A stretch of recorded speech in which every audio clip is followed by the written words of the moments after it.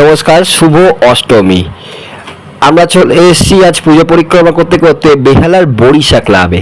আর এখানে এবারে থিম শূন্য পৃথিবী, জোকারদের জীবন নিয়ে। মূলত বাংলা যে সার্কাস হতো, সেখানে যে জোকাররা খেলা দেখাতো, তাদের যে জীবন, সার্কাস বন্ধ হয়ে যাওয়ার পর তাদের ঠিক অবস্থা কি, সেই অবস্থাকেই তুলে ধরেছে এই মণ্ডপের মাধ্যমে। খুব সুন্দর এক পরিবেশনা।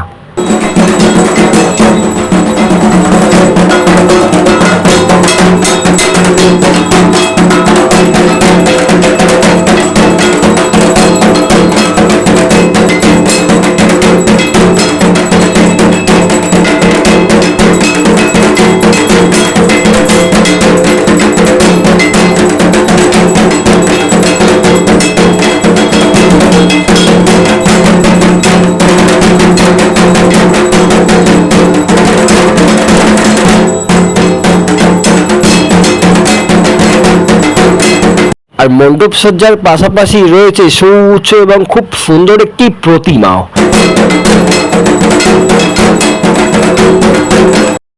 সব মিলিয়ে প্রতিমা এবং মণ্ডপ চোখ ধাঁধানো হয়ে উঠেছে।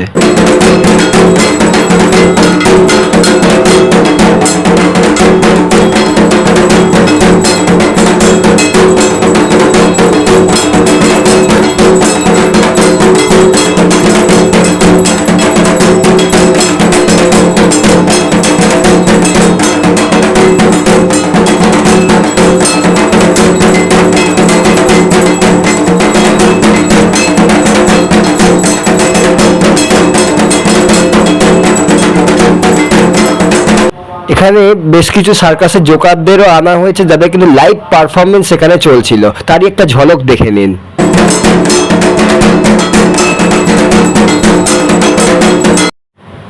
এরপর আমরা ঘুরতে ঘুরতে চলে এসেছি বেহালা নতুন সংঘের পুজোতে। আর এবারে এখানে থিম একটি সহজ পুজো।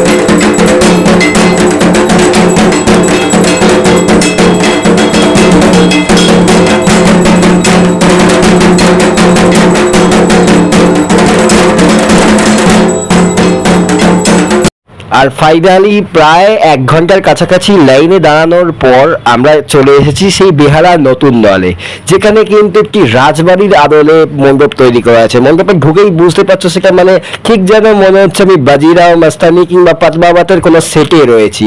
মানে এত সুন্দরভাবে তৈরি করা হয়েছে। এবং ভেতরে যখন আমরা প্রবেশ করছি, দেখলে জাস্ট চোখ ধাঁধিয়ে উঠছে ব্যাপারটা।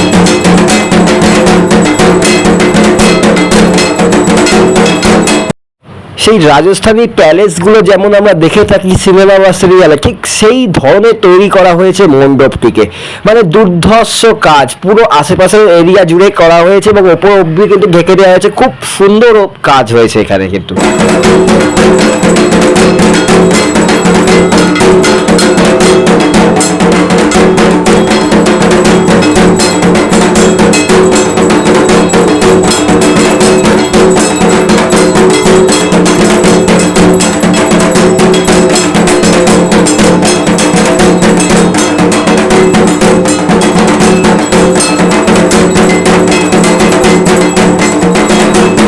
আর একদম মাঝখানে এই যে শিব ঠাকুরের মূর্তি কি রাখা হয়েছে, এর জন্য কিন্তু মণ্ডপটির সজ্জা যেন আরো বেশি সুন্দর হয়ে উঠেছে।